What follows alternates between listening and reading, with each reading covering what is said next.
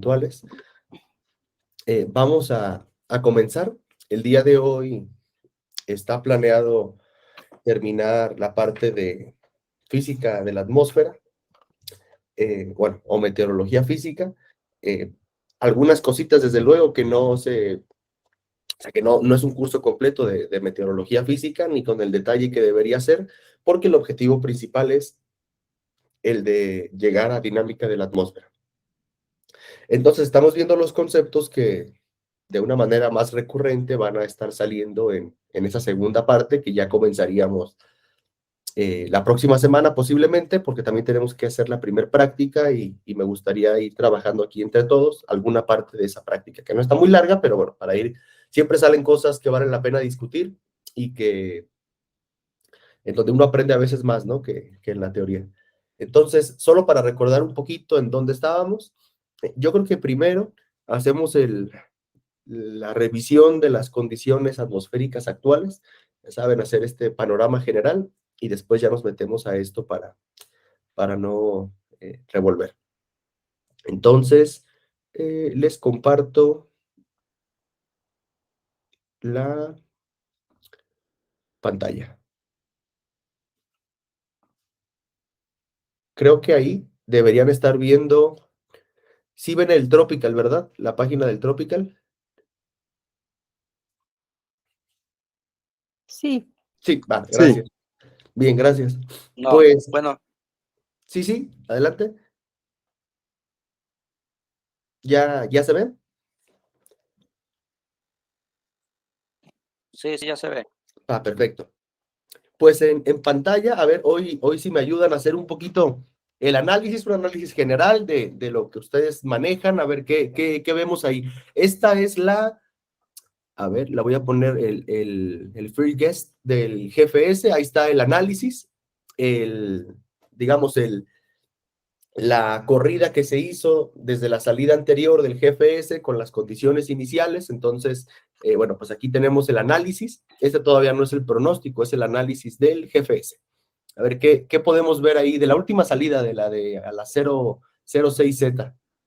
¿Qué observamos ahí a nivel Norteamérica?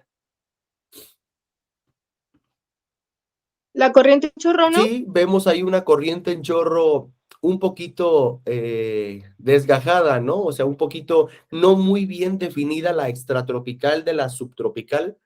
Fíjense que por acá tenemos el jet streak, aquí la corriente máxima del chorro, y luego aquí hay parece en este nivel, a lo mejor no es, estamos en 250, habría que ver en 300 para ver la configuración bien de la corriente, pero bueno, aquí tenemos curvatura, aquí tenemos una dorsal, y en esta región de aquí, vean, fíjense como que aquí se estranguló un poquito, aquí la corriente en chorro extratropical, y generó una rama subtropical de la corriente en chorro, que es esta que está aquí por el norte de México, que ha estado prácticamente estacionaria. Aquí encontramos un patrón que en primera aproximación podría ser un patrón omega, esos patrones, esas configuraciones sinópticas que dan tiempo muy estable, muy seco, se quedan prácticamente estacionarias esas dorsales ahí, y son precursoras de sequías, ¿no? Sin embargo, bueno, es más o menos lo que se ve ahorita. ¿Qué otra cosa vemos?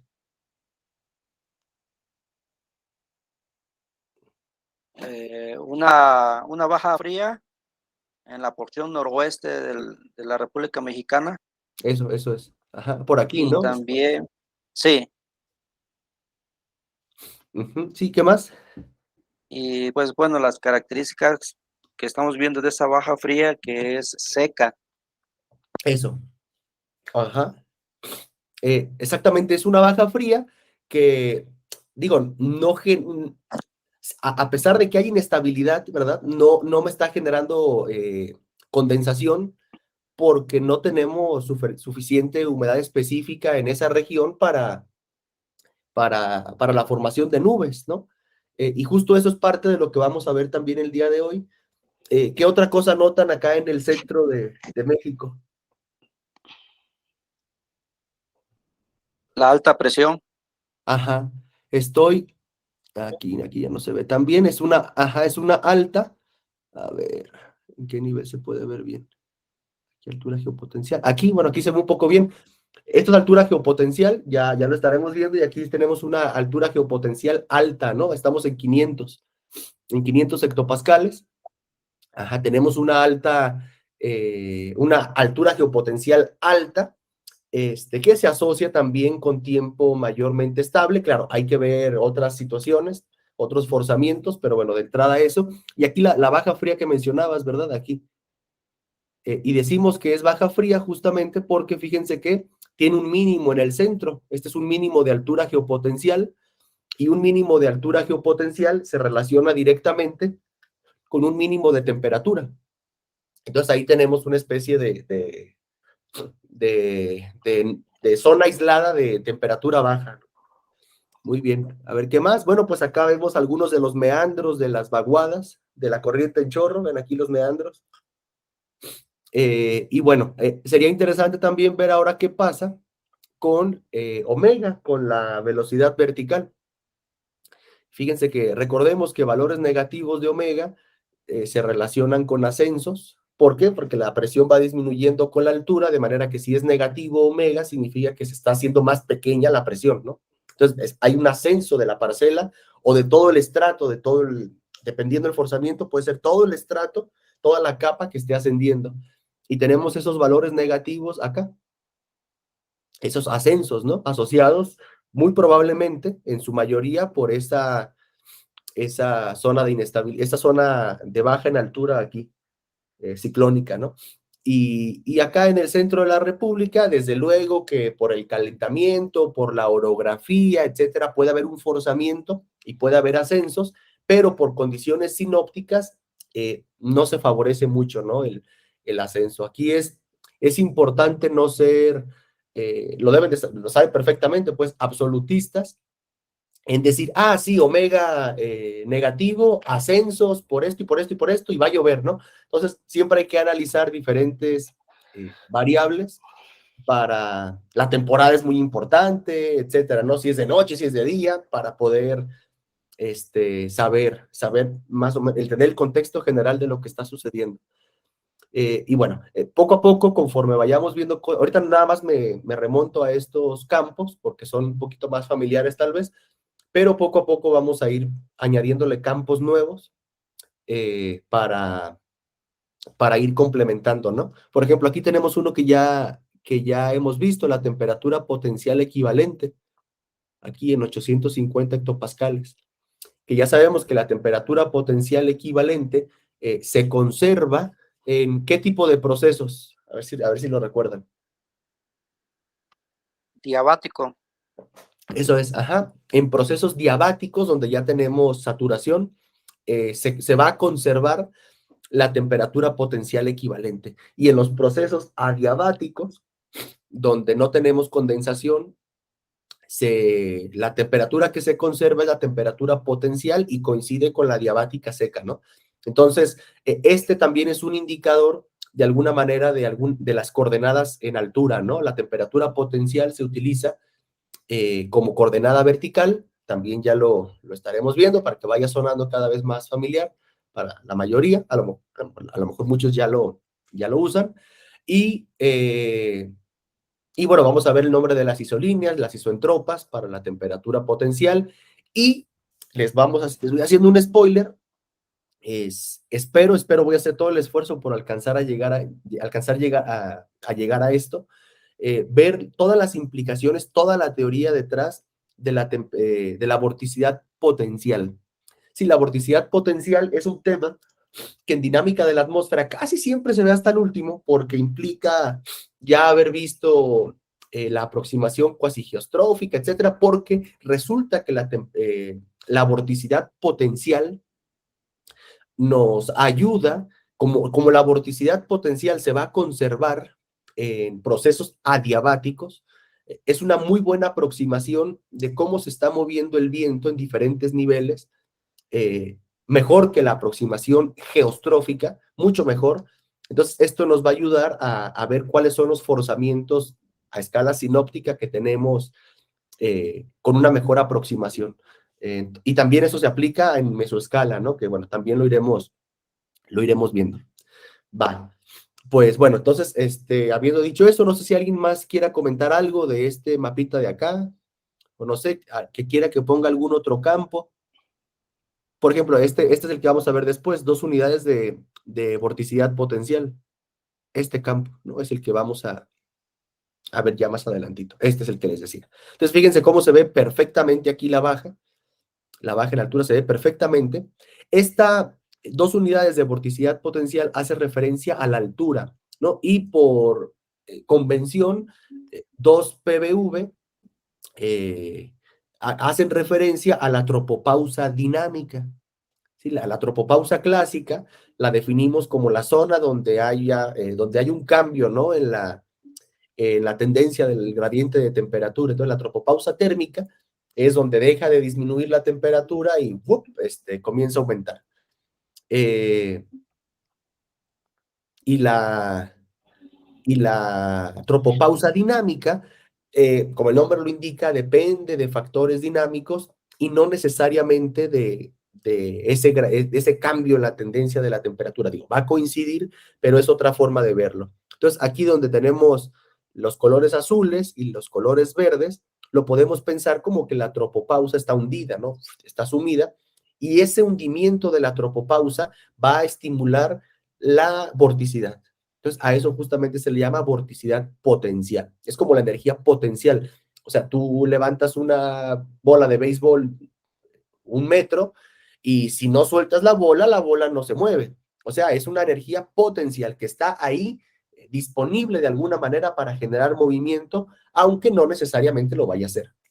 Entonces, la vorticidad potencial es algo así, es un parámetro que nos va a permitir saber en dónde hay potencial de que se genere vorticidad ciclónica o anticiclónica, pero se usa más para la ciclónica, y por ende ver ascensos, descensos, ver si está reforzando algún sistema, las interacciones que hay a cientos o miles de kilómetros de un sistema con otro, etcétera. Entonces, bueno, no sé si alguien quiere comentar algo, sino para retomar ya lo de meteorología física.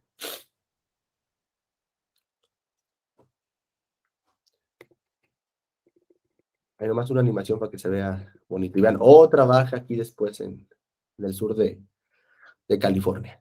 Habría que ver si es anómala, ¿no? Que parece que sí, fíjense, parece que que está persistiendo la anomalía negativa por ahí, vean. Pero bueno, hay que ver también si esas anomalías son parte de la variabilidad local, ¿no? También a lo mejor tiene una variabilidad muy alta, climáticamente hablando, y bueno, a lo mejor son normales. Pero bueno, pues dejo de compartir esto y me voy, ay Dios mío, y me voy a compartir ahora sí la presentación. Va. Bueno, pues como resumen de la clase pasada, hablamos de algunos índices ya en el diagrama oblicuo, hablamos de algunos niveles, cómo calcular el nivel de convección por ascenso, nivel de condensación por ascenso, el nivel de condensación por convección, también, mejor lo voy poniendo. Como ven, eso sí, no me he aliviado, no sé qué onda. La temperatura del termómetro húmedo, cómo calcular la temperatura potencial equivalente, la humedad relativa, también cómo determinarla ahí haciendo un cociente de la razón de mezcla y la razón de saturación. También hablamos de las líneas que hay en el diagrama oblicuo, etcétera, ¿no? Entonces, hoy vamos a terminar, nos quedaban poquitas, vamos a entrar al tema de estabilidad atmosférica, vamos a ver la parte teórica un poquito, y vamos a ver el índice, el CAPE, y después vamos a hacer un ejercicio. Vamos a hacer un ejercicio, yo les voy a mandar ahorita su correo, o lo comparto aquí por el chat aquí de Meet, les comparto un diagrama oblicuo de un sondeo, y vamos a ir calculando todos estos parámetros. Si ustedes conocen alguno otro, porque hay más, pues también lo calculamos y después estamos compartiendo a ver qué niveles nos salieron, ¿no? Porque pues, depende mucho del dibujo que hagas, ¿no? Hasta del grosor del lápiz con el que estés dibujando, o del el paint donde lo hagas, depende un montón.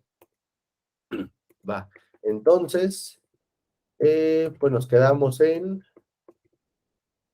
esto ya, temperatura equivalente, aquí, condensación por convección, temperatura de disparo de la convección, también la vimos, que es la temperatura que se necesita alcanzar en la superficie para poder llegar al nivel de condensación por convección, o sea, para que pueda iniciar ahí el proceso de convección. No recuerdo, creo que esto, pero bueno, de aquí retomo, nivel de convección libre, que va a ser el nivel en el cual cuando llegue la parcelita ahí, por el proceso que haya sido, por el forzamiento que haya sido, calentamiento o choque orográfico, lo que sea, forzamiento orográfico o algún forzamiento sinóptico, dinámico, de escalas de altitudes más altas, bueno, como sea que llegue, si llega a este nivel de convección libre, la parcelita se va a volver menos densa que el ambiente a partir de esa altura y por lo tanto va a seguir subiendo libremente, ¿no? Entonces eso va, digamos que una vez que llegó ahí ya la hiciste, ¿no? Sigue subiendo la parcelita. Entonces, no recuerdo si lo había hecho, pero retomo. Encontramos nos vamos por la X saturada, no, perdón, por de la temperatura del punto de rocío y de la temperatura ambiente, nos vamos por un lado por la diabática seca, y del otro lado por la isoterma, ahí encontramos ese puntito es el nivel de condensación por ascenso. Después nos vamos por la adiabática saturada, le dicen en muchos textos americanos la adiabática húmeda, pero bueno, lo correcto es la saturada porque pues, la humedad siempre está presente de alguna manera, ¿no? Y encontramos el nivel de convección libre al chocar con el sondeo de temperatura, ¿no? Donde se encuentra el sondeo de temperatura, quiere decir que a partir de ese punto, vean, la parcelita pues se sigue moviendo por la adiabática saturada, entonces se va a seguir moviendo por aquí la parcela. Entonces, esto me va a asegurar que la temperatura de la parcela es mayor que la temperatura del entorno.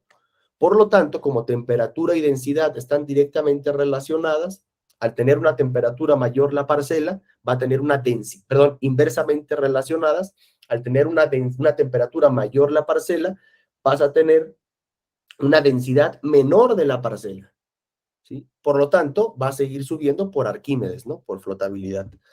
Va. Y bueno, aquí en el diagrama oblicuo podemos determinar justamente ese nivel.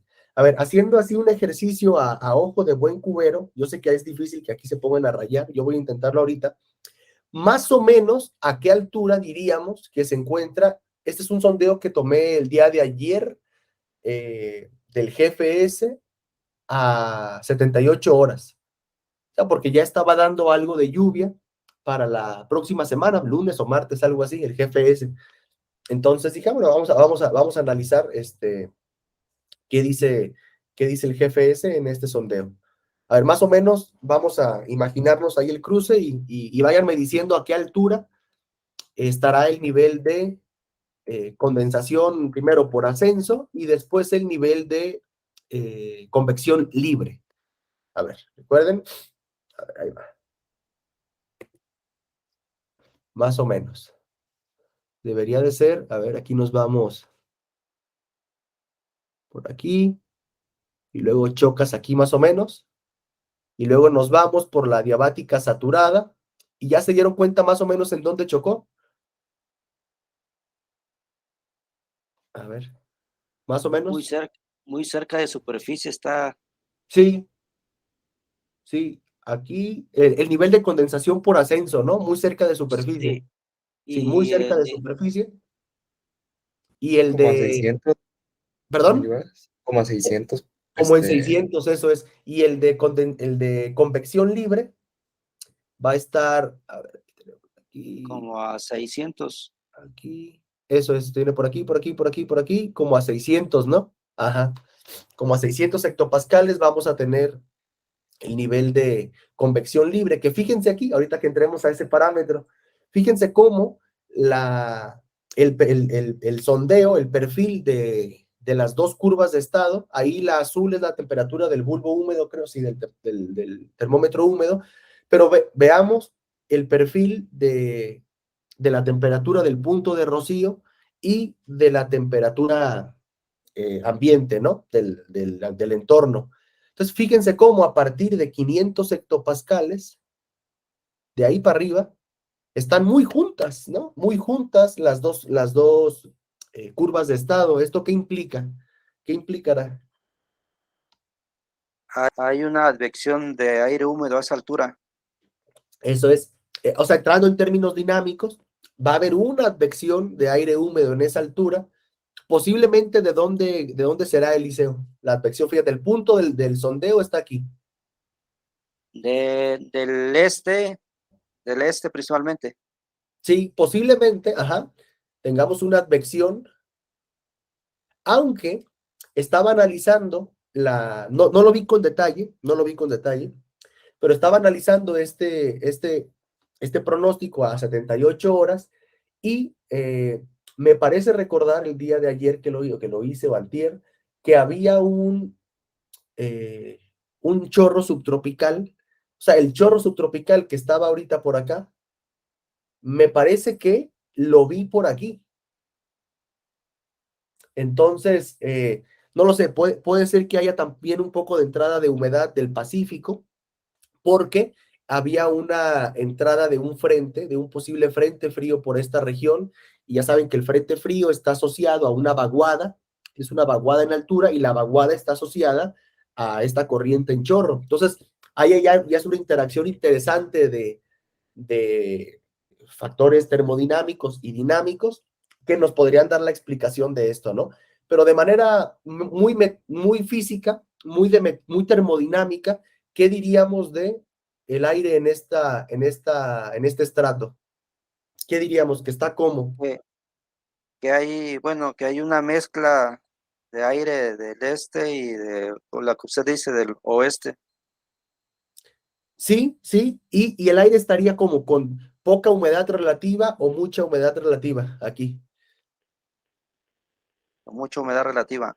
Eso es. Hay saturación. Sí, eso es lo que implica que tengamos estas dos curvas de estado muy pegadas. La de rocío nunca va a estar a la derecha de la temperatura ambiente, pero cuando están pegadas significa que se llegó a la saturación, ¿no?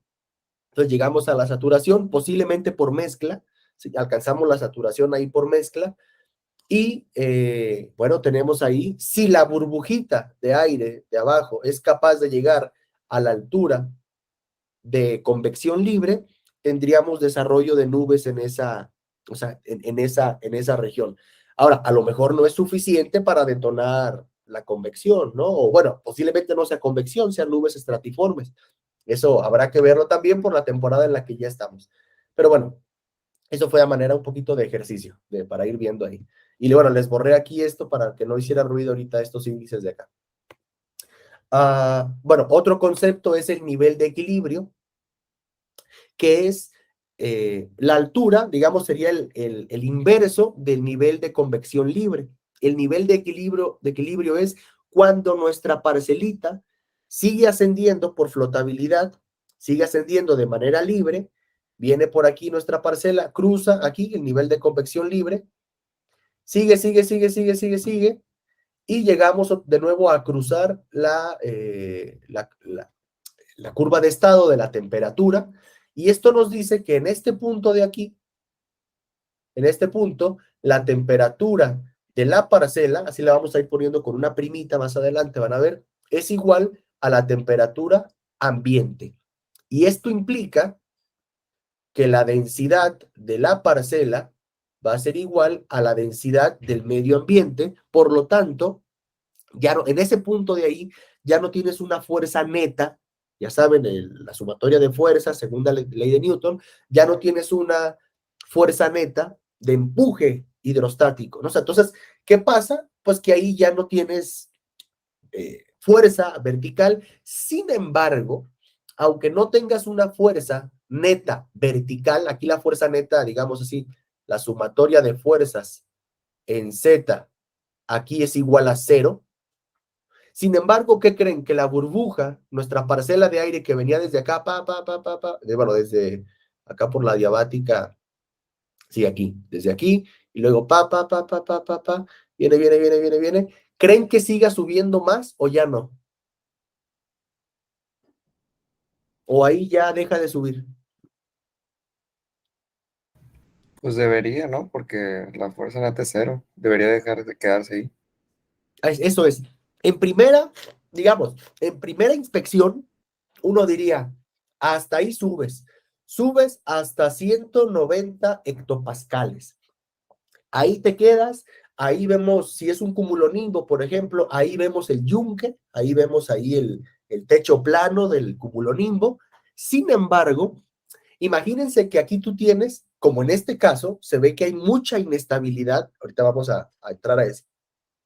Aquí tenemos mucha inestabilidad. ¿Y eso cómo lo podemos medir? Entre más separada esté la curva que va siguiendo la parcela, que en este caso es la diabática saturada, o sea, nuestra curva que me va indicando la temperatura que va teniendo la parcelita cuando va ascendiendo cuando ya hay saturación, en procesos pseudodiabáticos. Recuerden que es eso que consideramos que las gotitas que se forman precipitan y ya no forman parte. Hay intercambio de masa, pero no de energía, de calor. Entonces, entre más separada esté de la temperatura ambiente, entre más separado esté aquí, pues tenemos que la temperatura de mi parcela que está ascendiendo será mucho mayor que la temperatura ambiente. O sea, imagínense que el perfil de temperatura esté por aquí más pegadito, por aquí. Entonces tenemos una distancia más pequeña entre la temperatura del medio ambiente y la temperatura de la parcela. ¿Qué consecuencias tendrá que la diferencia sea más pequeña en términos de densidad y de segunda ley de Newton? Bueno, Sí, sí, sí. si es más pequeña ahí el trabajo es menos. Eso es. Si es más pequeña, el trabajo, y que sabemos que por el teorema del trabajo y la energía de mecaniquita, sabemos que el trabajo se relaciona con el cambio en energía cinética. Por lo tanto, si las curvas de temperatura y de la diabática saturada en este caso están más cerca, hay menos energía, en este caso, que propicia inestabilidad. Entonces lo podemos pensar de la siguiente manera, vean, si la temperatura de la parcela es mucho mayor que la temperatura del medio ambiente, esto va a implicar que la densidad de la parcela, de la burbuja, también sea mucho mayor, perdón, al revés, son inversas estas, déjenme ver acá, ¿qué onda con la plumita? Ahí, déjenme borrar esto es inverso, que la densidad de mi parcela sea mucho menor que la densidad del medio ambiente. Y esto va a implicar, por lo tanto, que voy a tener una fuerza neta más grande hacia arriba por el principio de Arquímedes, y esto me va a generar una aceleración mayor a cero. No sé cuánto, pero lo que sí sé es que me va a generar una aceleración y por lo tanto un movimiento vertical. O sea, entre más grande sea esta separación de aquí, mi aceleración vertical va a ser mayor. Entonces, quiero que vean una cosa. Justo cuando llegas al nivel de equilibrio, en física le llamamos momentum o momento lineal a esa medida de la inercia que tiene un objeto, aunque ya no tenga una aceleración, ¿sí? Porque recordemos que el momento es el producto de la masa por la velocidad, ¿sí?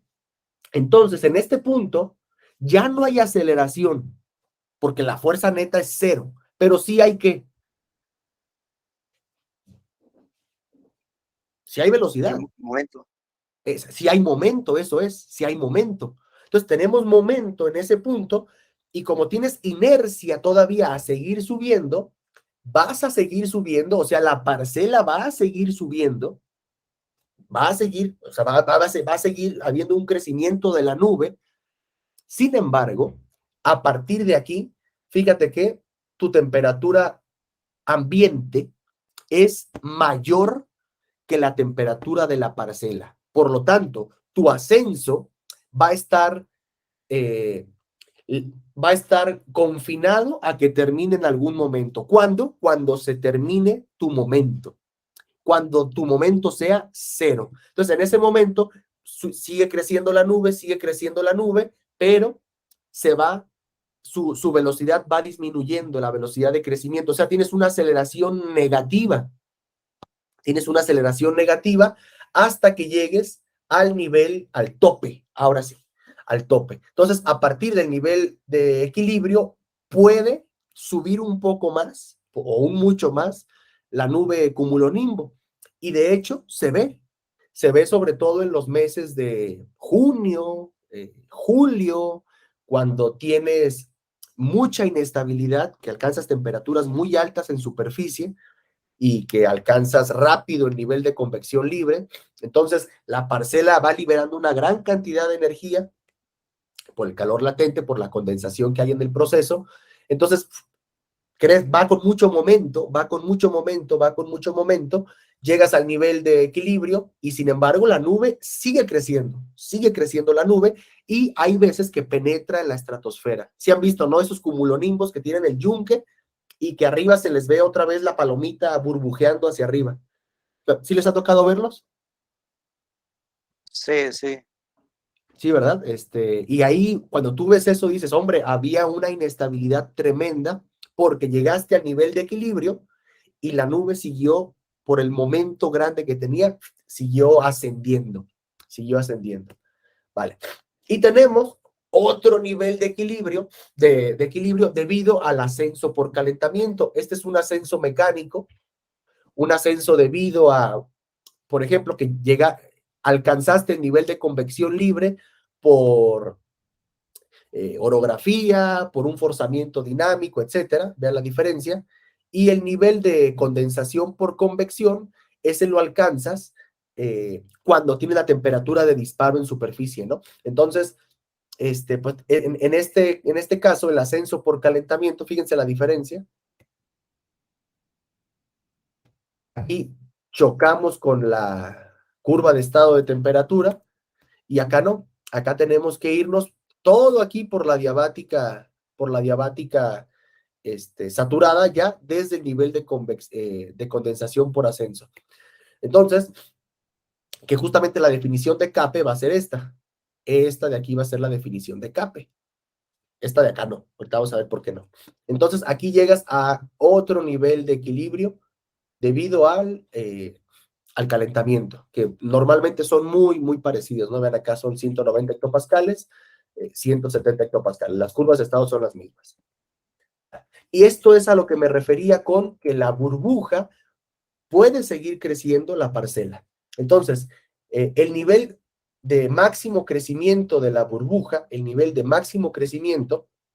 aquí tenemos un esquemita, pues tenemos aquí la convergencia en superficie por tener una baja presión, una baja aquí en superficie que está succionando aire caliente y posiblemente húmedo. Entonces tenemos el crecimiento, aquí tenemos en este caso, bueno, supongo que deben ser isoentropas o isotermas, pero bueno, es muy parecido, el fenómeno es equivalente. Entonces tenemos aquí calentamiento, por lo tanto, esta parcelita de aire de aquí es su temperatura, fíjense de aquí, es mayor que la del medio ambiente, ya vieron, ¿no? Si yo trazo una línea aquí, la temperatura de aquí es de 0 grados y la temperatura del ambiente, no sé, aquí puede ser de -5, no lo sé, -5 y -5. O sea, porque estoy en ese, por interpolación, ¿no? Ahí con las isotermas. Entonces, fíjense ahí que se cumple. La temperatura de mi parcelita es mayor que la del ambiente, por lo tanto, la densidad de aquí debe ser menor que la densidad de acá. Ay, ¿qué pasó? Bueno, aquí a PowerPoint no le gusta el control Z. Bueno, es menor la densidad de la parcela que la del ambiente y esto sigue creciendo. ¿Hasta cuándo? Hasta que las densidades se igualan o las temperaturas se igualan. Sin embargo, esto puede seguir creciendo un poquito más. Y hay un método gráfico para determinar cuál va a ser este nivel máximo de burbuja o nivel máximo de de la parcela. Aquí creo que en el METET, aquí le llaman nivel máximo de la parcela, o de la burbuja, da igual. Y es cuando la energía o el trabajo efectuado de manera positiva durante el ascenso es igual al área negativa una vez que se pasó el nivel del equilibrio. Entonces, en este caso, la reglita un poco gráfica es el nivel máximo de burbuja se va a alcanzar cuando las áreas se igualen, tanto del CAPE, el área positiva, con el área negativa. Y esto nos va a decir hasta dónde llegaría, por ejemplo, esa parcela subiendo, ¿no? Y desde luego que uno cuando ve un cúmulo nimbo, cuando está en su fase de desarrollo y que llega ya a la madurez, ven el cúmulo nimbo, ven, o sea, como que está reverberando, y después como que se empieza otra vez a hacer chiquito, ¿no? Y se expande horizontalmente, sobre todo el yunque, y vuelve a bajar, ¿no? ¿Por qué vuelve a bajar? Pues desde luego porque empieza a haber estabilidad arriba, se empieza a quedar sin humedad, entonces el nivel de equilibrio comienza a disminuir. Y por eso el cumulonimbo crece, crece, crece, y después como que se empieza a encoger. Vale. Bueno, pues aquí podemos ver justamente eso. Tenemos aquí todos los niveles que mencionamos ahorita. Tenemos aquí el nivel de condensación por ascenso. Aquí tenemos también el nivel de condensación por convección, chocando con la curva de estado de temperatura. Tenemos el nivel de convección libre, siguiendo la trayectoria de la parcela. Primero nos vamos por la adiabática seca, porque no hay condensación. Después aquí, ya que llegas al nivel de condensación por ascenso, ya tienes formación de gotitas de agua. Así que nos vamos por la adiabática saturada, chocas con la curva de estado. A partir de aquí, ya la densidad es importante porque la densidad de la parcela, insisto, es menor que la del medio ambiente. Por lo tanto, toda esta trayectoria de aquí es libre hasta acá. Te vas, se genera aquí una escala de inestabilidad llamada el CAPE, y esta región de aquí, entre más grande sea, significa que la parcela va más libre todavía, o sea, con más libertad hacia arriba.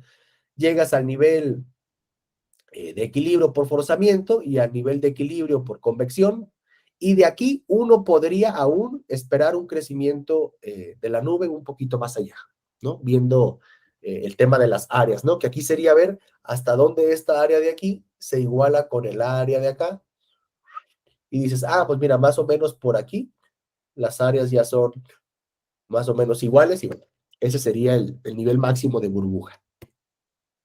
Bueno, no sé si aquí tengan alguna pregunta, algún comentario, si no ya para entrar a la parte de estabilidad. Digo, esto fue un poquito un preámbulo, ¿no? También.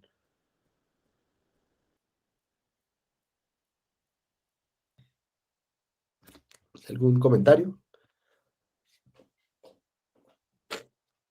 ¿No? ¿Todo bien? Sí, Va. todo bien. Va, muy bien. Y aprovecho para decirles que hoy ya, pues tienen ya la clase también de meteorología tropical y de mesoescala, ¿no? Ya, entonces vamos a hacer un pequeño recesito de unos 10 minutos entre clase y clase para que alcancen a hacer algo. No sé, a lo mejor espero que desayunar o algo, pero es muy poquito. Un comentario respecto a eso, Sí, sí. Bueno, de la gráfica anterior, el trabajo requerido para que llegue al nivel de convección libre, pues es bastante, ¿verdad? Hasta Todo esto de aquí, ¿no? Sí, ¿verdad, Liceo? sí, Todo esto de aquí, eso es. Eso es. De hecho, voy a regresar a este ejemplito más adelante, porque efectivamente, este es un caso en donde alguien dice, mira, tienes una inestabilidad tremenda aquí, ¿no? Un CAPE grandísimo, sí, pero también tienes una inhibición convectiva, que se llama el índice de inhibición convectiva, grande. Entonces, tienes que vencer una zona en donde no hay ascenso. Tienes que vencerlo por algún método, ¿no? Por forzamiento mecánico, orografía, por muchísima convergencia en superficie, de alguna manera, ¿no? Para llegar ahí. Y si no lo vences, no va a haber nubes. O sea, al menos no va a haber nubes de desarrollo vertical, ¿no? No vas a tener ahí crecimiento. Sí, efectivamente. Gracias, Eliseo, por ese comentario. Muy bien. Muy bien. Bueno, pues entonces entramos a la parte de estabilidad atmosférica. Esta primera parte va a ser voy a ir muy rápido, no quiero que sea tampoco tedioso. Algunas ecuaciones por ahí. Entonces, recordemos la ecuación de Poisson, que justamente nos habla de la temperatura potencial.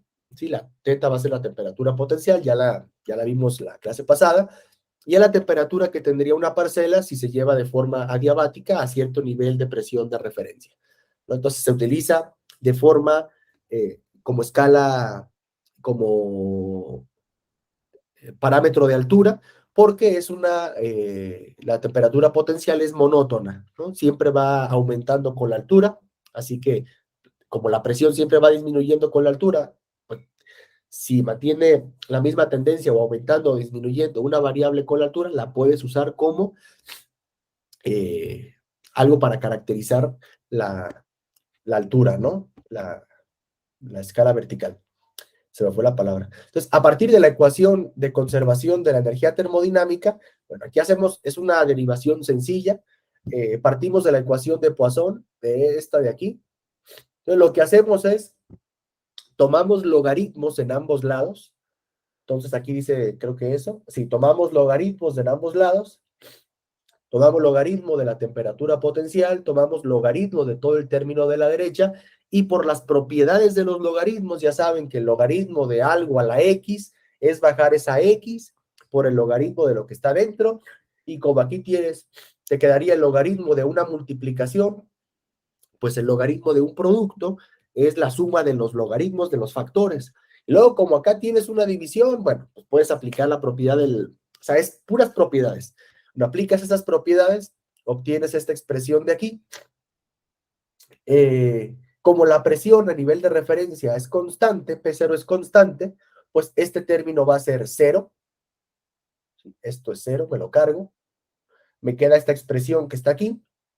Y fíjense que estoy derivando, este es un pequeño truquito, estoy derivando el logaritmo de teta. No estoy derivando teta.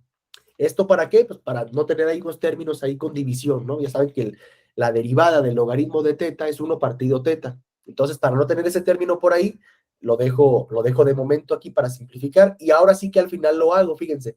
La derivada, acá lo pongo, la parcial respecto de z del logaritmo de teta, pues aplicamos regla de la cadena, la derivada del logaritmo es 1 sobre teta, y me queda la parcial de teta, por regla de la cadena, respecto de z. Entonces, es por eso que aquí pude sacar este teta en el denominador, como aquí. Vale. Entonces, nos quedaría lo siguiente, nos quedaría esta expresión, que es la expresión que nos va a servir para caracterizar la estabilidad de la atmósfera. Entonces, esta expresión relaciona el gradiente térmico vertical con el gradiente, o sea, si hay cambios en la temperatura potencial o si no hay cambios. Y esto de que si hay cambios en la temperatura potencial con la altura, tiene una implicación termodinámica importante. ¿Por qué? Porque dijimos al principio que teta, la temperatura potencial, se conserva en procesos, creo que lo dijo Eliseo, en procesos adiabáticos. O sea, teta va a ser constante en procesos adiabáticos. Entonces, cuando tengamos condensación, teta no se va a conservar, y como teta no se va a conservar, esta derivada parcial de aquí va o a ser positiva o negativa, ¿sí? Si esta parcial respecto de z fuese igual a 0, ¿esto qué implica? ¿Qué implicaría esto? No hay cambios como isotérmico, ¿no? Claro, no hay cambios en la temperatura potencial conforme tú subes. Este Z es conforme tú subes. Y esto implicaría que estás en un proceso de ¿qué tipo? Adiabático. Adiabático. Y ahorita vamos a ver cuando comparemos esto con la parcela, ¿sí? Cuando comparemos esto con la parcela, se van a dar cuenta que esto me permite saber si la burbuja sube, la burbuja baja, o sea, la parcela, o si está indiferente, si está, o sea, si la subes, ahí se queda, si la bajas, ahí se queda, pero no se va a seguir moviendo. Va. Entonces, nada más para recordar un poquito, el gradiente adiabático seco, pues va a ser esta parcial. Creo que dije yo gradiente térmico vertical, perdón, era el gradiente adiabático seco, esto que está aquí. Ya sabemos que es de prácticamente 10 grados Celsius o 10 Kelvin por kilómetro. Vale. Entonces, retomando esto, aquí tenemos el gradiente adiabático seco. Si teta no es constante, era justo lo que decía, si la temperatura potencial no es constante, entonces su parcial, su derivada parcial, debe ser distinta de cero. Va. Y tendremos entonces un coeficiente ambiental, que ese coeficiente ambiental va a estar muy relacionado con lo que les decía hace ratito, la separación entre la curva de estado de temperatura y la diabática saturada a partir del nivel de convección libre. Entonces, esa separación va a estar caracterizada por este coeficiente ambiental. Entonces, si trabajamos un poquito esta expresión, esta de aquí, la trabajamos y decimos que este es el gradiente adiabático seco. Entonces, tenemos aquí el gradiente adiabático seco. Si se lo restamos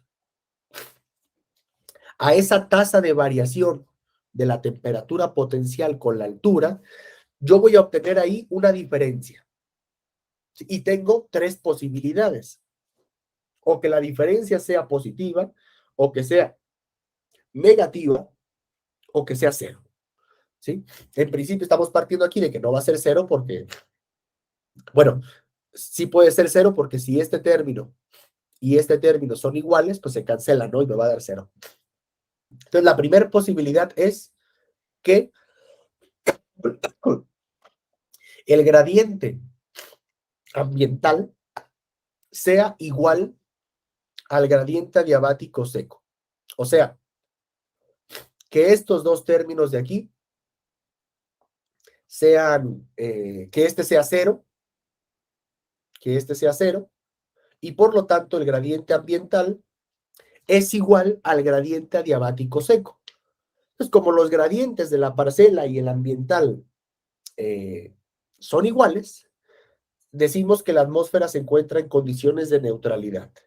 Entonces, la temperatura va a tener, la parcela tendrá la misma temperatura que la vecindad, por lo tanto, la misma densidad que la vecindad, por lo tanto, no va a haber empuje vertical, porque el empuje, ya sabemos, está en función de las diferencias de densidades, por lo tanto, no habrá aceleración vertical, por lo tanto, no hay movimientos verticales por inestabilidad. Puede haber algún forzamiento orográfico, etcétera. Entonces, ¿qué sucede? Que este es un ejemplo muy ilustrativo. Tú tienes una alberca, es tu alberquita con agua, y tienes un globo y lo llenas de agua el globo. Entonces, si el globo lo llenas de agua y lo sueltas aquí, ahí está el globo, ahí se va a quedar el globo. Y pensando que no tiene aire, que le sacaste todo el aire y es pura agua, ¿no? Lo que le llenaste al globo. Entonces tienes el globo con agua, lo pones a la mitad de la alberca, en reposo, el globo ahí se va a quedar. Ahora, agarras el globo y lo pones un poquito más abajo, aquí. Ahí se va a quedar el globo.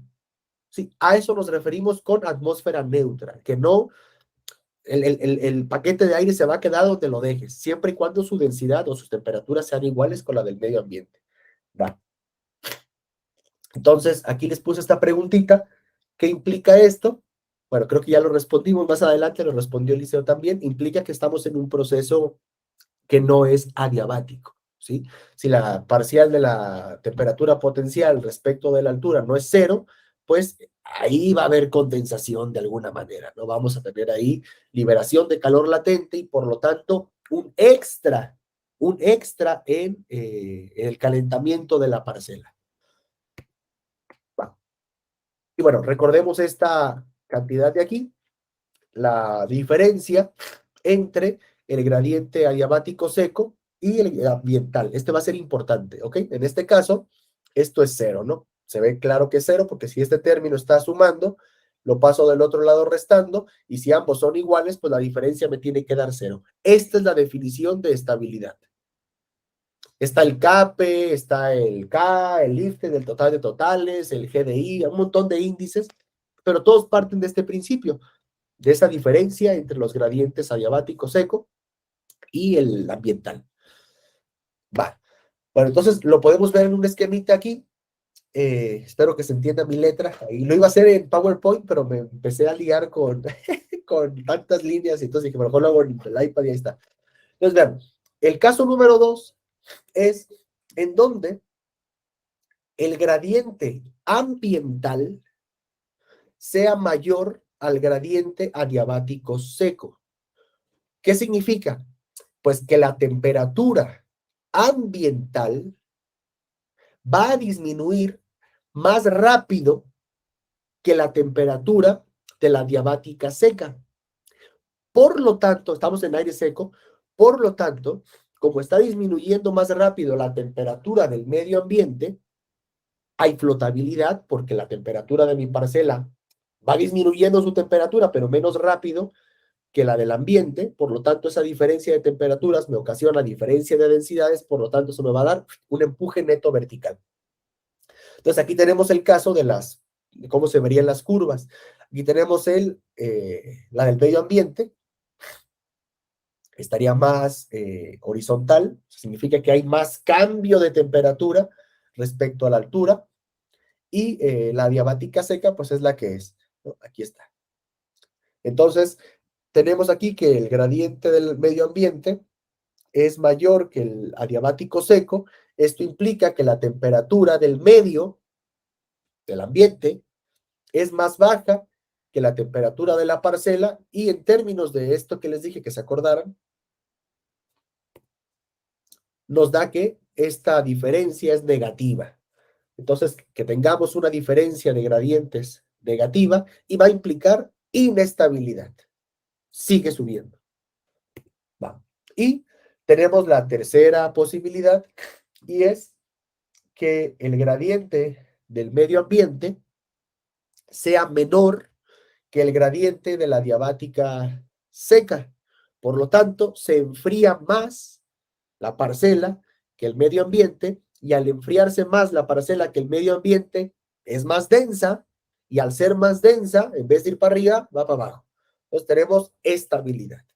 Entonces es justamente la misma de acá, pero las líneas están invertidas, ¿no? Ahora tenemos un mayor gradiente adiabático seco que el ambiental. Y aquí vale la pena introducir un poquito el concepto de frecuencia de oscilación. Es un problemita que se hace allá como en física 2 o física 3, algo así, en fluidos, en oscilaciones también. Vamos a tener una frecuencia de oscilación, ¿sí? Una frecuencia, cuando llegas ya al nivel de equilibrio, sobre todo llegas al nivel de equilibrio, sin embargo tienes cierto momento todavía hacia arriba, entonces ese cierto momento hacia arriba va a hacer que la parcela siga subiendo, después por gravedad cae, se calienta un poquito, entonces vuelve a subir, etcétera, y está así como oscilando alrededor del punto de equilibrio. Entonces esa frecuencia de oscilación o frecuencia restauradora va a estar en función de la diferencia de las densidades y por lo tanto de la temperatura de la parcela con la del medio ambiente. Entonces, ¿esto les suena familiar de algo? Esta expresión de aquí, para decirles de dónde sale. ¿Les suena familiar esto? De la hidrostática. Sí, y sí, exactamente de la hidrostática, y hay un principio que se ve desde la secundaria, desde la prepa, creo, el principio de Arquímedes, ¿no?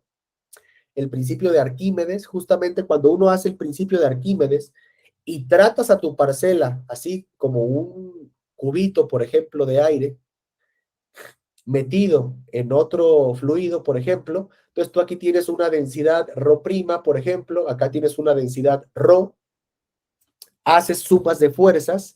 ¿Qué tienes aquí? Por un lado tienes el empuje hidrostático, que me decía Eliseo. Por otro lado, ¿qué tienes acá? El peso del cubito, y el peso del cubito es la densidad del cubito por la aceleración gravitacional, por el volumen del cubito. Entonces, empieza a hacer esa sumatoria de fuerzas, por ahí tienes volúmenes, los cancelas de alguna manera, y te queda esta expresión de aquí. Sí, entonces sale de Newton y de Arquímedes. Entonces, trabajando esa expresión, si utilizamos las leyes de la ley de los gases ideales, llegamos a esta expresión, justamente, ya en términos de temperatura, donde T' es la densidad de la parcela, T es la densidad del medio, y sustituyendo las temperaturas por los gradientes, obtenemos esta expresión que está aquí. Entonces, por otro lado, sabemos que fuerza es igual, todo esto es mecánica clásica, que fuerza es igual a masa por aceleración. De manera que si yo divido la masa, paso dividiendo la masa, de este lado me queda la aceleración, y la aceleración es justamente la derivada de W respecto del tiempo, ¿sí? W es la velocidad vertical. La velocidad vertical. Entonces, la derivada de la velocidad es la aceleración, de manera que pues ¿quién va a ser la aceleración? Sabemos que es la segunda derivada también, la segunda derivada de la posición respecto del tiempo, la segunda. La primera derivada es la velocidad, la segunda derivada es la aceleración. Entonces, tenemos aquí esta expresión ya en términos del desplazamiento que tuvo la parcela en z. Si no se desplaza en z, si esto es cero, pues la aceleración vale cero y por lo tanto la fuerza neta es cero. No hay fuerza de empuje. Entonces, a partir de esta construcción de aquí, pues me queda una ecuación diferencial. Me queda una ecuación diferencial de segundo orden, muy, muy parecida a ¿cuál? Esta es clásica de física de segundo, tercero. ¿La ecuación diferencial de qué? Se parece a la de continuidad, ¿no? Algo así. No. Digo, tiene la derivada ahí respecto al tiempo, parecida a la de continuidad del primer término, pero no, se parece más a otra. A ver qué me dicen los demás.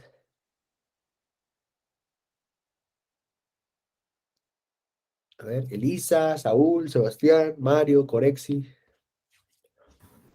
Pues se parece un poco al de movimiento rectilíneo uniforme, la forma.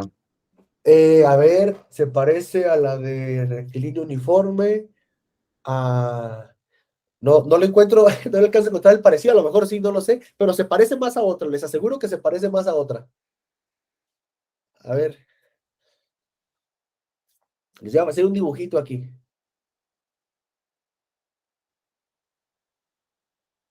Creo que ya saben lo que voy a hacer. La de Sí, Enrique. una oscilación. Eso es la de las oscilaciones, ¿no? La ecuación diferencial de el Ah, la movimiento. ecuación de ¿Eh? las ondas, ¿no? Eso es. Ajá, la del movimiento armónico simple, ¿no? Se parece, ¿no? El más. Ajá, se parece al movimiento armónico simple, ya sabes, tienes aquí el nivel de equilibrio, le metes una fuerza aquí, le jalas y va a estar oscilando el muelle, ¿no? En torno a un punto de equilibrio, y bueno, justamente tiene la misma forma, es más, creo que es algo así, la derivada de, la segunda derivada de z respecto del tiempo, creo que después aquí era un menos o un más, no me acuerdo, omega cuadrada z es igual a cero. Algo así era, ¿no? La del el movimiento armónico simple. Entonces, bueno, se parece mucho. No es igual, pero se parece mucho, ¿no? Entonces, fíjense que todo este término de aquí es el equivalente a omega. ¿Ya lo ven? Y omega, en términos del movimiento armónico simple, ¿se acuerdan cómo se llamaba?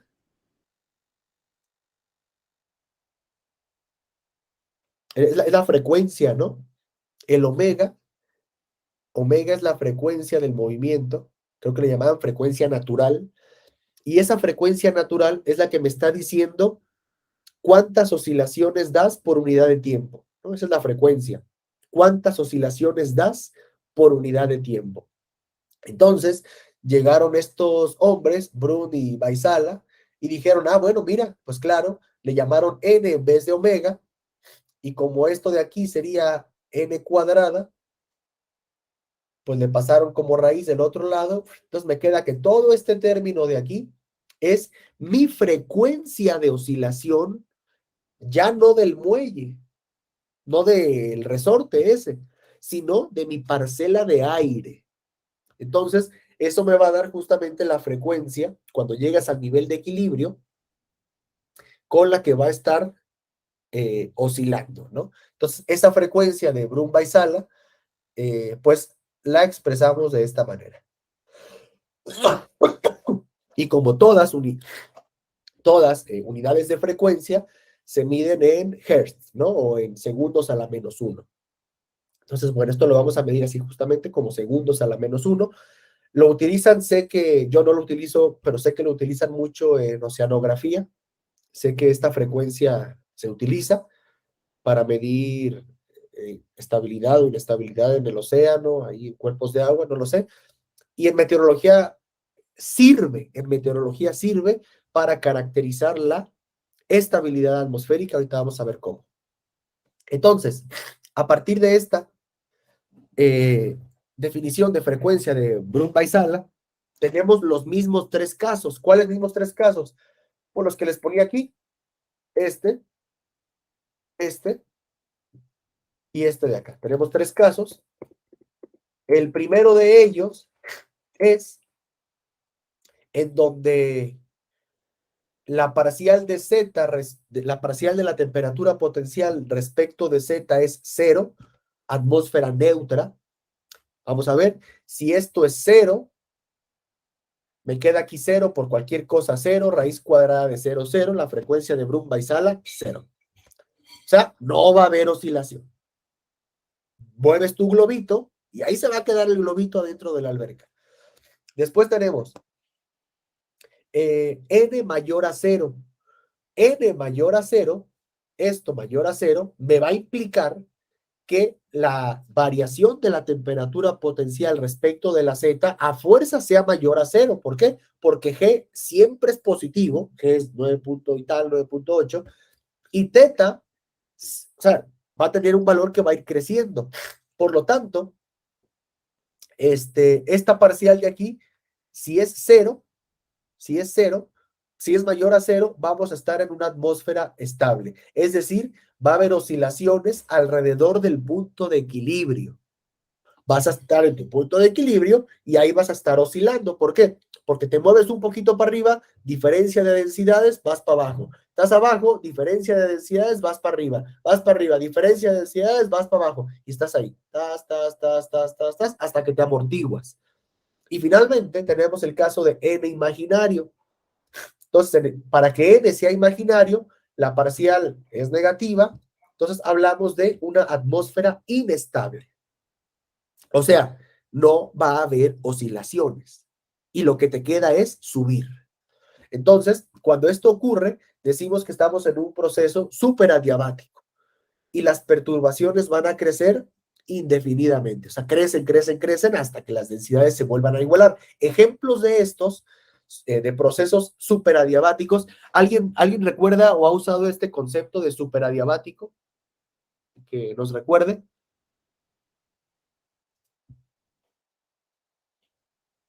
¿Alguien lo recuerda?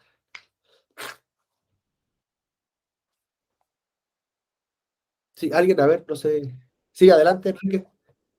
Es que el superadiabático no se da en las atmósferas muy baroclínicas, donde se dan las explosiones o sea, un proceso muy convectivo en un corto tiempo para una tormenta local severa podría ser. No lo sé, no lo sé, Enrique. No lo sé, tiene sentido, porque si tienes, en principio, superadiabático significa que el gradiente va a ser mayor que el adiabático seco.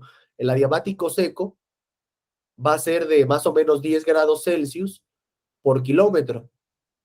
Pues un ambiente superadiabático es en donde tu gradiente ambiental va a ser todavía más grande, perdón, esto es negativo, va a ser todavía más grande que 10, no sé, 10 punto y algo, 11, 12. Entonces, tiene sentido lo que tú dices, porque si tu gradiente ambiental disminuye todavía más rápido, eso genera más inestabilidad. Entonces, tiene sentido. No estoy seguro, porque no me suena en este momento, pero tiene sentido, ¿no? Entonces, cuando decimos superadiabático, pero bueno, lo podemos investigar, ¿no? Podemos ver. Entonces, cuando tenemos un gradiente superadiabático, tenemos, lo podríamos pensar así, ¿no? Super inestabilidad, que posiblemente entre en esto que comenta Enrique, ¿no? Que me dejó pensando en atmósferas baroclínicas donde depende de la densidad, y la densidad no es constante, ni la temperatura, o sea, no es contrario a lo barotrópico, que bueno, ya lo veremos. Pero puede ser, lo voy a investigar también. O bueno, si ustedes lo pueden ver y nos dicen, mejor. Entonces, algunos ejemplos de situaciones superadiabáticas serían una tarde de verano con muy poco viento, y eso genera que se caliente muchísimo, se concentre mucho la energía sobre el suelo, eso va a calentar mucho mi suelo, entonces vas a tener una diferencia de temperaturas entre la ambiental muy grande y la de la parcela, ¿no? O una masa de aire frío circulando sobre una superficie de un lago relativamente más cálida, y aire que desciende y por lo tanto se calienta por compresión, además de reforzado por el propio calentamiento de la radiación en la superficie. Entonces son procesos que operativamente hablando no se usa un gradiente superadiabático, pero que están presentes en algunos lapsos cortos de tiempo, ¿no? Donde se cumplen algunas condiciones particulares. Otra manera de ver este criterio de estabilidad de Brumba, compatible con Brumba-Sala, es por medio de la ecuación de la energía termodinámica, la que puse al principio. Entonces teníamos esta ecuación de aquí, recuerden que esto de aquí era la parcial de T, eso salía de ahí respecto de Z, el gradiente adiabático seco, aquí está, esta diferencia de aquí. Acuérdense que la puse desde acá y les dije que era importante esta. Entonces, bueno, tenemos esto y podemos también dar tres criterios, ¿no? El primero es si la derivada de la temperatura potencial respecto de Z es mayor a cero, o sea, si esto es mayor a cero, a fuerzas, esto también tiene que ser mayor a cero, a fuercitas. Entonces, estamos en una condición en donde el gradiente adiabático seco es mayor que el gradiente ambiental, por lo tanto, te estás enfriando más que el medio ambiente y por lo tanto eres estable. Situaciones muy típicas de la capa límite planetaria en meses invernales en Guadalajara, poco viento, cielo despejado, entonces se genera una inversión térmica, generamos una inversión térmica aquí está la curva, es la temperatura, entonces aumenta con la altura, llegas a el entrainment, capa límite se le llama el entrainment, que es como la capa donde se está mezclando cosas de arriba con las de abajo. Entonces llegas a este nivel y ya aquí está la atmósfera libre, ¿no? Que comienza el gradiente ya, el normal, ¿no? El gradiente térmico vertical. Entonces, tienes dos puntos, T2, T1. En este caso, ¿cuál es más grande, T2 o T1? ¿Qué temperatura es mayor? T2. Eso es, T2 es mayor que T1. Aquí se ve por el propio gradiente que va siguiendo. O sea, T2 es mayor que T1. Y como T2 es mayor que T1, esta densidad de aquí es menor lo voy a poner así, que esta densidad de acá. Entonces, como la densidad de abajo es mayor que la densidad de arriba, no hay manera de que subas, ¿sí? Y esto me va a generar mucha estabilidad, una capa totalmente estable, o sea, hay una estratificación estable. ¿Hasta cuándo? Hasta que se rompa la capa de inversión por allá de las 10, 11 de la mañana, que se caliente la superficie. Entonces, al calentarse la superficie, se empieza a elevar la temperatura de superficie aquí y empiezas a romper esta inversión, ¿no? Cada vez empieza a ser más así. Hasta que por completo rompes con esa inversión y ya favoreces los movimientos verticales y se despeja toda esa nube de contaminación. En la Ciudad de México pasa muchísimo esto también. Y bueno, tenemos el otro caso y es en el que, perdón, esto aquí no era mayor, esto aquí es igual, donde la derivada de la temperatura potencial respecto de Z es cero. Entonces, que esto sea cero implica a fuerzas que todo esto tiene que ser cero. Entonces, estás en un ambiente neutral. No hay ni para allá ni para acá. Y el otro caso es, aquí parece que no le cambié estas de aquí. Aquí es menor a cero, en donde la derivada de la temperatura potencial respecto de Z es menor a cero. Que esto sea menor a cero implica que este gradiente de aquí tiene que ser, esta diferencia tiene que ser menor a cero. Por lo tanto, significa que que mi medio ambiente se está enfriando más rápido que mi parcela y esto me genera movimientos verticales, o sea, un ambiente inestable.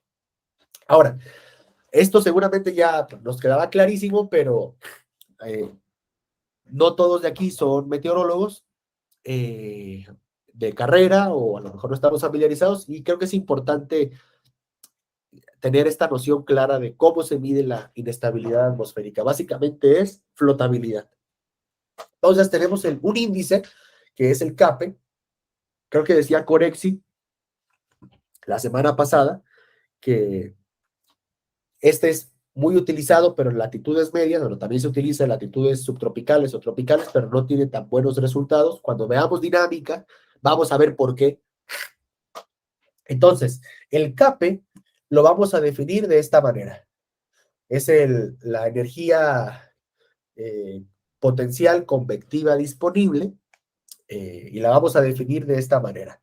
Una diferencia de densidades entre la del medio ambiente y la parcela, ¿sí? Desde el nivel de convección libre y hasta el nivel de equilibrio. O sea, que era esa región que Eliseo mencionaba del área que se formaba por ahí, ¿no? Va. Entonces, ¿les suena algo familiar esta expresión de aquí? Vean esta expresión y díganme si les suena familiar. ¿De dónde? ¿De dónde la hemos visto antes? O en física, cuando llevaban esa clase. Ahorita nos comentamos que era la de el principio de Arquímedes. Sí, esta parte de aquí sí. Esta parte de aquí sale del principio de Arquímedes, de la flotabilidad, pero toda en su conjunto, todo esto de aquí. Fíjense que, si yo divido el CAPE entre la masa, aquí la densidad un poquito figura como la masa, me queda G y Z del otro lado. Entonces, esto de física, ¿sabe? Lo poníamos creo que así como una U y le ponías MGH, ¿no? Bueno, en física de prepa, así. Y si mandas a la masa dividiendo, pues te queda KGH. Entonces, esto es una especie,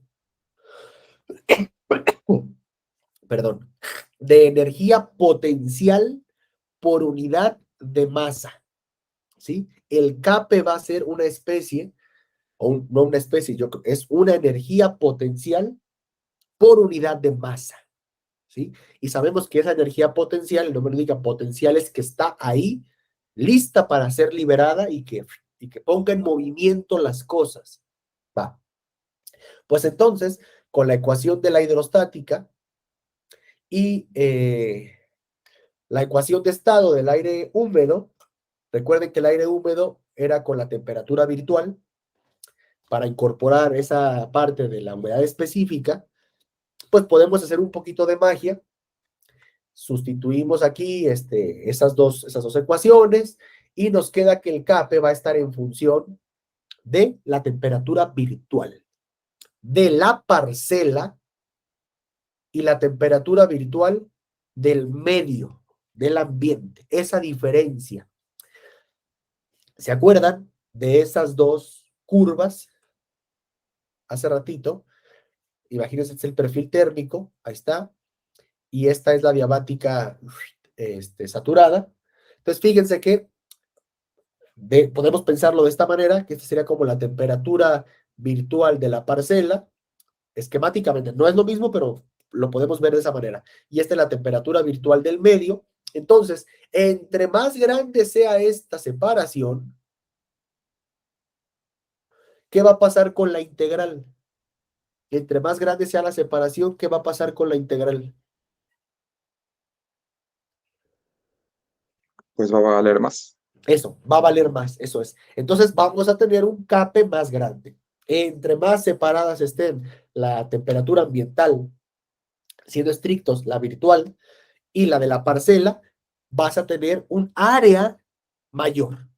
Porque la definición de integral allá de cálculo diferencial es el área bajo la curva. Pues en este caso va a ser el área entre esas dos curvas de estado, ¿no?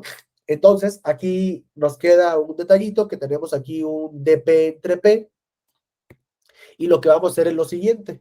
Vamos a hacer un poquito más de magia. A ver, recordemos que la derivada del logaritmo de algo es, aquí derivas ese algo, la derivada de P es 1, entonces aquí es la derivada respecto de P, pues esto es 1 entre P. Entonces, fíjense que esto es 1 entre P, este de P que está dividiendo, lo paso multiplicando, entonces me queda que el diferencial del logaritmo de P es igual a dP sobre P. Esto lo hago porque es algo que lo van a encontrar muchísimo o que ya lo han encontrado en meteorología. Muchas veces se utilizan diferenciales de logaritmos de algo, porque sobre todo en el SQT tienes escalas en logaritmo, entonces pues te conviene, ¿no? Entonces esto que está aquí lo podemos escribir entonces, todo esto es el diferencial del logaritmo de presión. RD es la constante de los gases para el aire seco, entonces pues me queda ya la expresión para el CAPE. ¿Qué se hace muchas veces? Muchas veces no se hace con la temperatura virtual, lo hacemos con la temperatura, la de siempre, la temperatura del termómetro. Y esto puede traer algunos problemitas. ¿Por qué? Porque recuerden que la temperatura virtual tomamos en cuenta la humedad específica. O sea, tomamos en cuenta que el aire tiene humedad. Y si tomamos la temperatura ambiente, estamos ignorando los efectos que podría tener la humedad. Entonces, el CAPE se ve de la siguiente manera. Del nivel de convección libre, de la integral, acá, al nivel de equilibrio, ahí. Y alguien va a decir, ay, ¿por qué cambió los índices de la integral? ¿Alguien nos puede decir por qué? Fíjense que acá arriba era primero nivel de convección libre, desde el nivel de convección libre hasta el nivel de equilibrio. Y acá abajo, como que están al revés. ¿Por qué creen?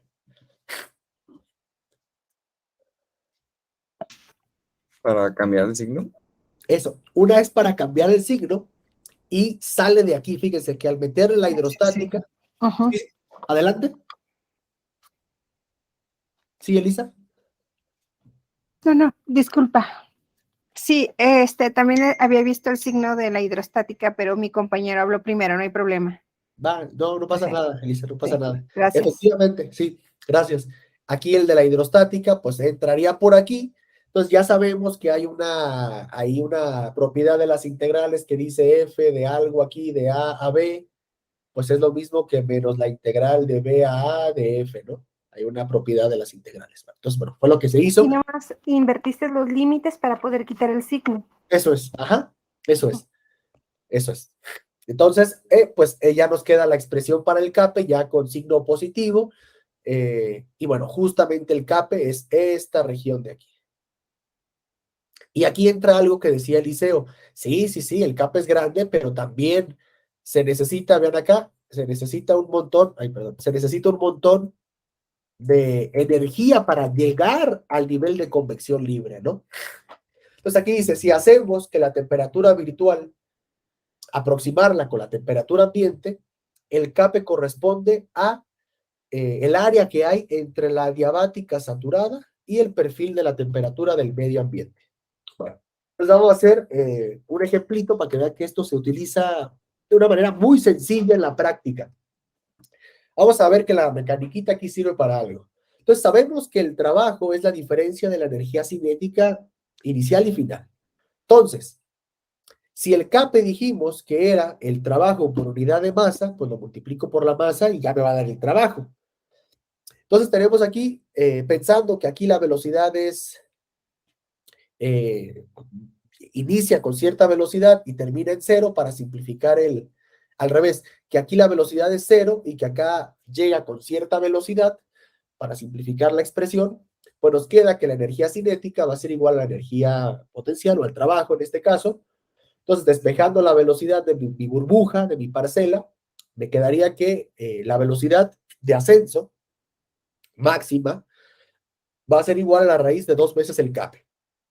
Entonces, haciendo un ejemplo, suponiendo una situación en la que ustedes calculan ahí que el CAPE es de 1000 joules por kilogramo, joules de trabajo, kilogramo de masa. Entonces, esto es consistente con un ambiente con algo de inestabilidad. Entonces puede generar tormentas. Vamos a ver qué tan veloz va a ser mi parcelita de aire. Entonces, sustituimos este 1000 aquí por 2000, la raíz de eso, pues 44.7 metros por segundo. Es la velocidad con la que está ascendiendo mi parcela en una primera aproximación, sin fricción, etcétera, ¿no? Entonces, bueno. Ahora les pregunto, ¿un CAPE alto será condición suficiente para el desarrollo de tormentas? No necesariamente.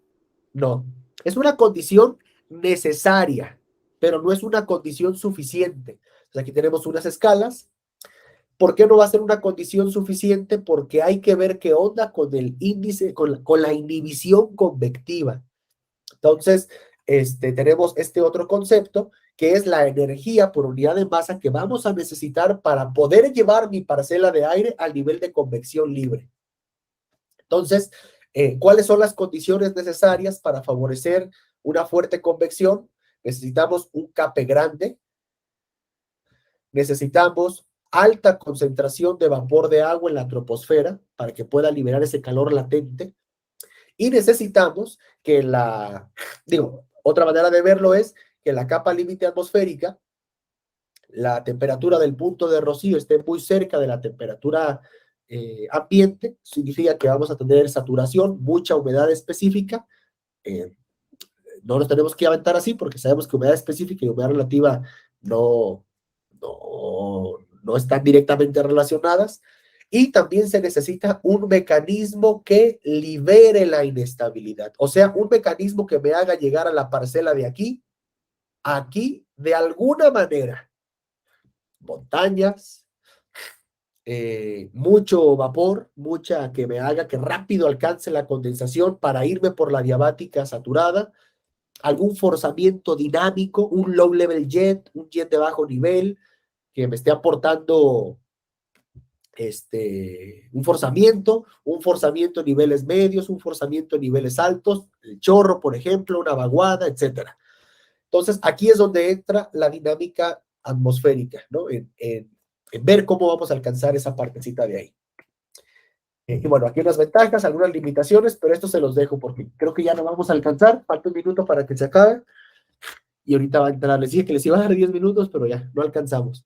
Entonces, les voy a mandar a su correo un ejercicio de un radiosondeo y hay que encontrar, ahí les pongo las instrucciones, todos los parámetros, todos los índices que hemos encontrado, todos los niveles de condensación, de convección libre, temperatura de disparo, temperatura potencial equivalente, nivel de equilibrio, nivel máximo de burbuja, temperatura del bulbo húmedo, del termómetro húmedo, etcétera. Todos los que hemos encontrado, ahí les voy a mandar la presentación, no me acuerdo si ya se las mandé, pero se las vuelvo a mandar, y ahí que lo dibujen.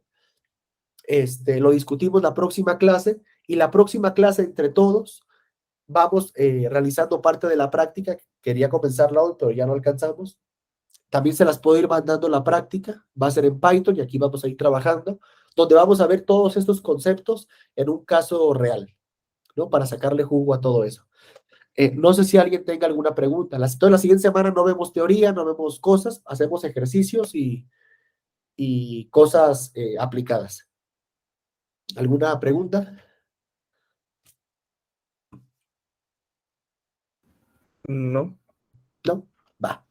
Muy bien. No, es mi cálculo. Perdón, Corexi, no te escuché.